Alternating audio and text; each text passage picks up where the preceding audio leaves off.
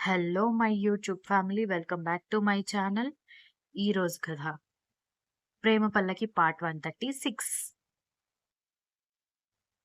సిద్ధుని, అతని కొడుకుని పోలీసులకి అప్పజెప్పి వైదేహికి న్యాయం చేశారు.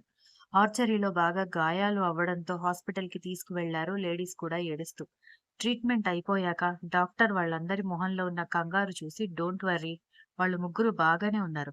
తడి తగలకూడదు, అస్సలు బెడ్ దిగకూడదు, మాక్సిమం బాగా రెస్ట్ లో ఉండేలా చూసుకోండి. అండ్ వీక్లీ ఒకసారి చెకప్ చేయాలి, అబ్జర్వ్ చేయాలి. మెడిసిన్ అస్సలు మిస్ చేయకూడదు. కొన్ని రోజులు వర్కౌట్స్ లాంటివి మొత్తం మానేయాలి అని చెప్పి వెళ్ళిపోయాడు డాక్టర్. దాంతో వాళ్ళకేమీ కాలేదని అర్థమయ్యేసరికి అందరూ రిలీఫ్ ఫీల్ అయ్యి ఊరుకున్నారు. లేడీస్ కాస్త టెన్షన్‌తో బిత్తరపోయినట్టుగా అయిపోయారు. వాళ్ళకి కొబ్బరి నీళ్లు పట్టించి, ఇప్పుడు ముగ్గురు బాగానే ఉన్నారని చెప్పాక కానీ, ఆ ముగ్గురికి మనశ్శాంతిగా అనిపించలేదు. ఎప్పుడైనా ఆదిత్యని, శక్తిని చూసుకుంటూ వంశీ దగ్గర వెళ్ళడం కుదరక సత్య చేత ఏమైనా పంపిస్తే, కనీసం వాటి వాసన కూడా చూడకుండానే తిప్పి పంపిస్తూ ఉన్నాడు. సత్య అయితే తను వెళ్ళకుండా చందన లేకపోతే దితి చేత పంపించేది. వంశీ నుంచి అలాంటి ప్రవర్తనని తీసుకోలేకపోతోంది.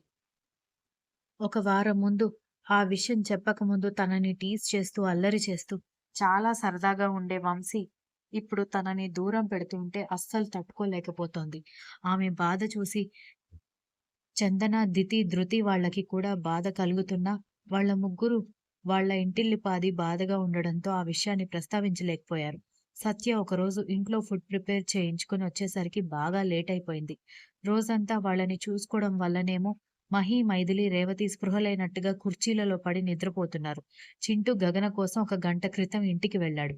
శివ మెడిసిన్ కోసం వెళ్ళాడని అక్కడున్న నర్స్ చెప్పింది. వీర్, కిరణ్, ధృవ వాళ్ళేమో డాక్టర్‌తో మాట్లాడడానికి వెళ్లారని చెప్పారు. ఇక సత్య తప్పదన్నట్టుగా శక్తి, ఆదిత్య దగ్గరికి వెళ్లి ఫుడ్ తినిపించి వంశీ దగ్గరికి వెళ్ళేసరికి అతను మొహం తిప్పుకున్నాడు. దితి, ధృతి, చందన హాస్పిటల్‌లో అన్ని రోజులు ఎక్కువగా లేకపోవడంతో వాళ్ళకి కూడా అనీజీగా ఉండి హెల్త్ బాగా లేకపోవడంతో వాళ్ళు ఇంట్లో రెస్ట్ తీసుకుంటున్నారు. బావా, నీకు నా మీద చాలా కోపం ఉందని నాకు తెలుసు. కానీ ఆ కోపం నీ ఆరోగ్యం మీద ప్రభావం చూపించకూడదు. నా చేతులతో తినడం ఇష్టం లేదంటే స్పూన్‌తో తినిపిస్తాను. అంతేగాని ప్లీజ్ నా మీద కోపంతో నువ్వింకా ఇబ్బంది పడకు అంది. ఇంకా ఎన్ని రోజులు సత్య? ఎన్ని రోజులు ఇలా నంగనాచి నాటకాలు ఆడుతూ ఉంటావు? వంశీ మాటలకి సత్య కళ్ళల్లో అప్పటి వరకు దాచిపెట్టుకున్న కన్నీళ్లు స్వేచ్ఛగా చెంపల మీదకి దూకితే అవి చూడకుండా అతను మొహం పక్కకి తిప్పుకున్నాడు. ఓకే బావ, నావి నాటకాలే. నేను నంగనాచినే, ఒప్పుకుంటున్నాను. ముందైతే భోజనం చేసి మందులు వేసుకో బావ అని రిక్వెస్ట్ చేసింది. నీకంటే మెంటల్ వెధవ అనుకున్నా మీ అన్నయ్య చాలా బెటర్. వాడికి కడుపులో ఎంత కోపం ఉంటే అంతా మొహం మీద వాగేస్తాడు. కానీ నీలాగా నాటకాలు, డ్రామాలు ఆడడు.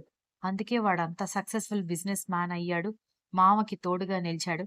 బిజినెస్ వరల్డ్‌లో వినిపించే పేరైంది. నువ్వు మాత్రం ప్రేమ నాటకాలు ఆడుతూ చాలా రాటు తేలిపోయావన్నాడు వంశీ. సత్య ఇక తట్టుకోలేక కుళ్ళి కుళ్ళి ఏడుస్తూ ఉంటే, అప్పుడే ఆ రూమ్ దగ్గరికి వచ్చిన ధృవ, కిరణ్, వీర్ దృష్టిలో ఆ దృశ్యం పడింది. ముగ్గురిని వేరు రూమ్స్‌లో ఉంచడంతో ఆదిత్యకి, శక్తికి ఆ విషయం తెలీదు. చేసేవన్నీ చేసి ఎందుకిప్పుడు ఏడ్చి సెంటిమెంటల్‌గా లాక్ చేయాలని ట్రై చేస్తున్నావని వంశీ కోపంగా అరిచాడు. కిరణ్ ఇంకా ధృవ లోపలికి వెళ్ళబోతుంటే, వాళ్ళిద్దరి చేతులు పట్టుకుని ఆపి అక్కడ ఏం జరుగుతుందో వినమన్నట్టుగా ఇద్దరిని చూశాడు వీర్. బావా, ఎందుకు మాటలతోనే హింసించాలని ప్రయత్నిస్తున్నావో నాకర్థం కావట్లేదు. ఒప్పుకుంటాను మహానుభావ, ఒప్పుకుంటాను. నీ విషయంలో చెప్పలేని పాపం చేశాను. కానీ నేరం కాదు కదా నేను చేసింది. నువ్వే ఆలోచించు. నీకున్న షార్ట్ టెంపర్‌తో దితిని పెళ్లి చేసుకున్న తర్వాత కూడా ఎన్నిసార్లు మా అన్నయ్యని టార్గెట్ చేశావు. అలా జరగకూడదని శివ అన్నయ్య, చందన క్లోజ్‌గా ఉన్నది నువ్వు చూస్తే ఎక్కడ తప్పుగా అర్థం చేసుకుంటావో అని అలా చేశాను కానీ కావాలని కాదు. పైగా నేను కావాలని నీతో ఆ డ్రామా ఆడలేదు కదా! ఆ రోజు ఎన్నిసార్లు ఆ గడ్డిమేట దగ్గరికి వెళ్ళకుండా ఆపడానికి ప్రయత్నించాను.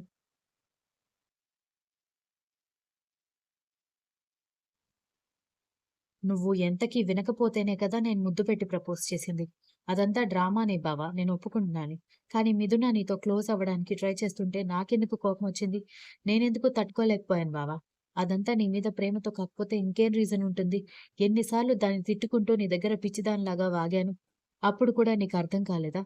అర్థం కాదు. ఎందుకంటే నీకున్నదొట్టి మూర్ఖత్వం, రోషం, కోపం తప్ప ఆడపిల్ల మనసు అర్థం చేసుకునే తత్వం లేదు కాబట్టి" అని కోపంగా చెప్పి అతను కోపంగా చూస్తున్నా పట్టించుకోకుండా తను తీసుకొచ్చిన క్యారియర్‌లో భోజనం బయటికి తీసింది. అతను ఆపడానికి ప్రయత్నిస్తున్నా వినకుండా కుక్కేసి మందులు వేయించి బయటికి వెళ్ళడానికి డోర్ దగ్గరికి రాగానే ముగ్గురు పక్కకు దాక్కున్నారు. సత్య కన్నీళ్లు తుడుచుకుని ఖాళీ అయిపోయిన బాక్స్ సర్దుకుంటూ బయటికి వెళ్ళిపోవడంతో ఒకరి మొహం ఒకరు చూసుకున్నారు ముగ్గురు. ఆ తర్వాత ఇక సత్య ఒక్కసారి కూడా హాస్పిటల్‌కి రాలేదు. వచ్చినా టిఫిన్ బాక్సెస్ ఇచ్చేసి వెళ్ళిపోయేది. అది ధ్రువ, వీర్, కిరణ్ అబ్జర్వ్ చేస్తూనే ఉన్నారు. తర్వాత డిశ్చార్జ్ అయ్యి ఇంటికి వెళ్లారు.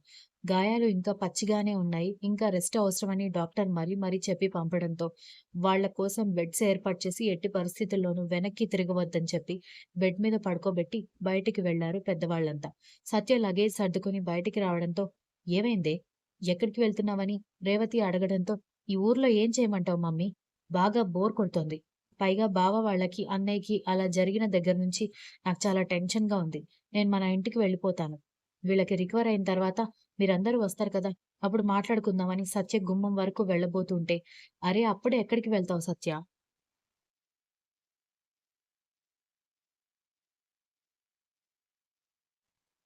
సిటీ నుంచి నిత్య వచ్చింది. నిత్య, ఆదిత్య ప్రేమించుకుంటున్నారని నీకు తెలుసా అని అడగడంతో తెలుసు మావయ్య. తను ధృతికి నాకు కామన్ ఫ్రెండ్ కదా అని అంది. మొన్న గుడిలో పూజారి గారితో విషయం చెప్పి దిష్టిపోయి గండాలు తప్పాలంటే ఏం చేయాలని అడిగితే వెంటనే ఇద్దరి ముక్కుకి తాడు వేయమని చెప్పారు. కాబట్టి ఆదిత్యకి, వంశీకి ఇక్కడే పెళ్లి చేద్దాం. అలాగే శక్తికి, దితికి ఇక్కడే కార్యం ఏర్పాటు చేద్దామని అనుకుంటున్నాం అన్నాడు వీరు. ఆ మాట వినగానే సత్య కళ్ళల్లో నుంచి నీళ్లు కారితే అవి తుడుచుకొని మీ ఇష్టం మావయ్య. దానికి నన్నెందుకు ఆపారు అని అడిగింది. అదేంటి నువ్వు పెళ్లి చూడవా అని వీర్ అంటే అదేంటండి వంశీ సత్యని ప్రేమిస్తున్నానని అన్నాడు కదా అంటూ మైథిలి వచ్చింది. వాడు నాకు తర్వాత చెప్పాడులే. మిథున ఆట కట్టించడానికి అలా చెప్పాడట అంతే. సత్య అంటే వాడికిష్టం లేదు అని వీర్ చెప్పగానే ఆయనకి అన్ని విషయాలు తెలిసిపోయాయని సత్యకి ఈజీగానే అర్థమైపోయింది. పాపం మరి సత్య అదే నిజం అనుకుని వాడిని ఇష్టపడుంటే అని మైథిలి సత్య వైపు బాధగా చూస్తే ఇట్స్ ఓకే అత్తయ్య. బావ గురించి నాకు తెలుసు కదా! నేనేం సీరియస్‌గా తీసుకోలేదు. ఓకే మావయ్య.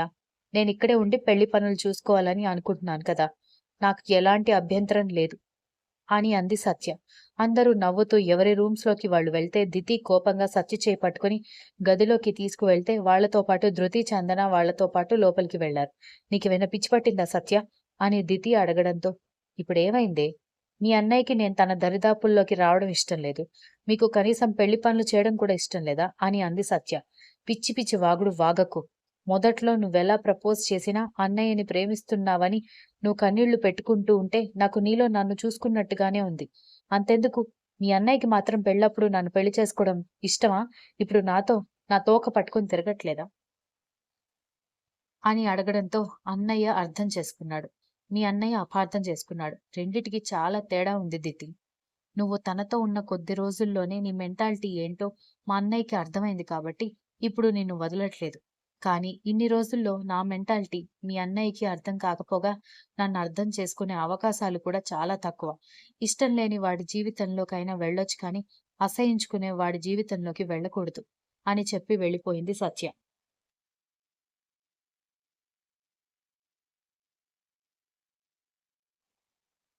మొండితనం, మూర్ఖత్వం ఉండొచ్చు కానీ, మరీ ఇంతలా ఉండకూడదక్కా.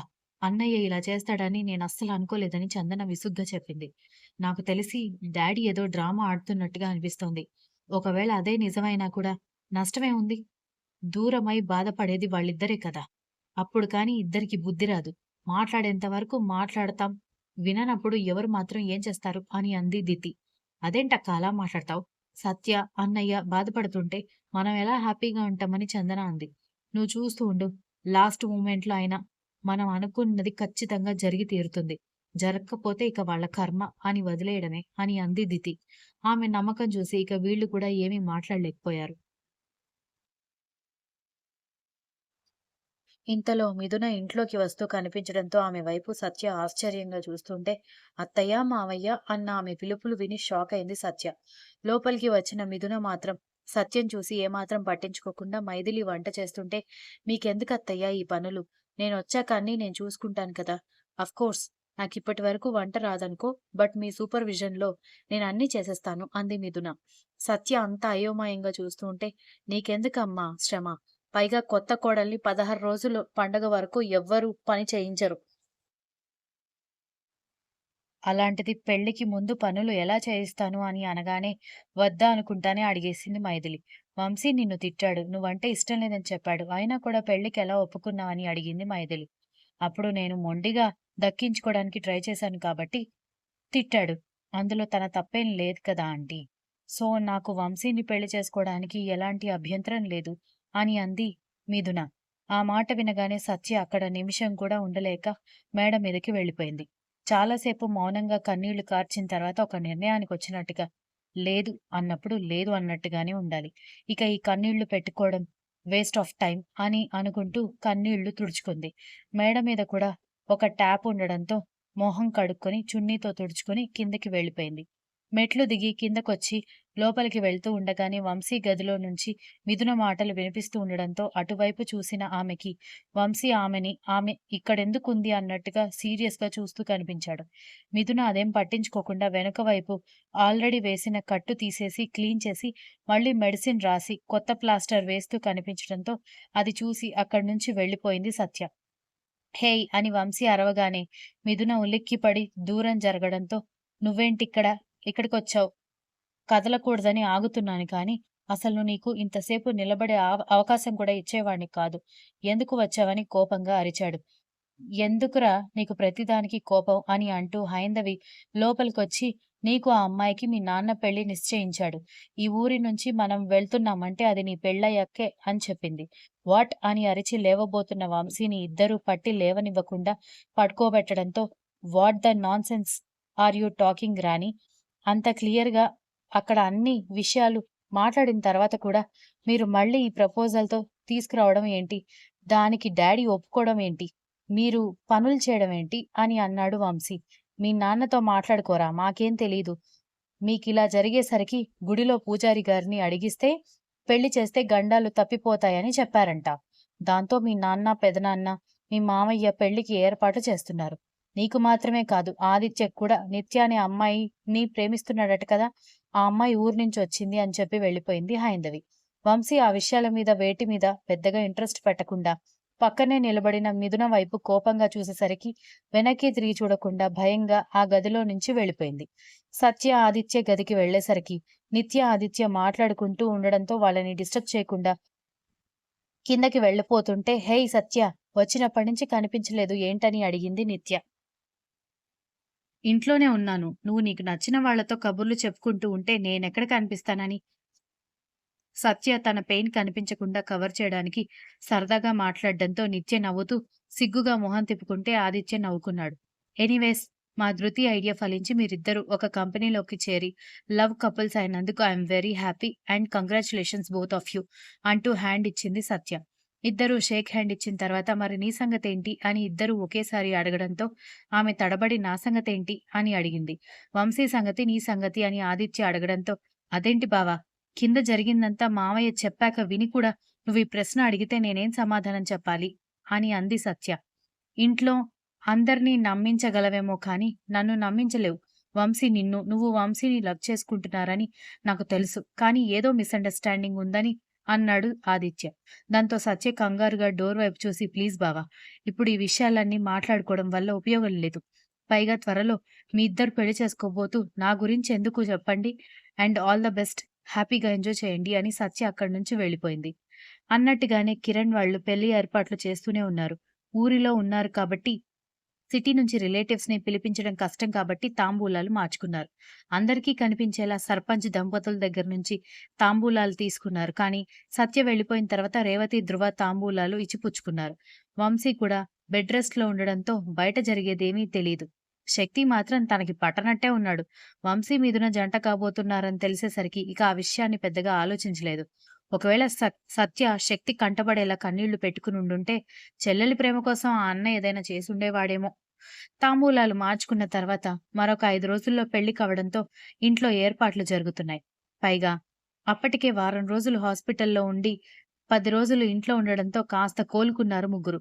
ఆ రోజు సాయంత్రం ఇంటి డెకరేషన్ కోసం పూలమాలలు కడుతూ ఉంటే కాస్త పూలు తక్కువ అయ్యాయని పూల కోసం పంపించారు సత్యని. సత్య పూలు తీసుకుని గదిలో నుంచి వస్తూ ఉండగా వంశీ ఎదురుపడ్డంతో అతనితో ఏం మాట్లాడకుండా వెళ్లి పూల పళ్ళెం అందించి వెళ్ళింది. Continuous. If you like the story please like, share, comment and don't forget to subscribe.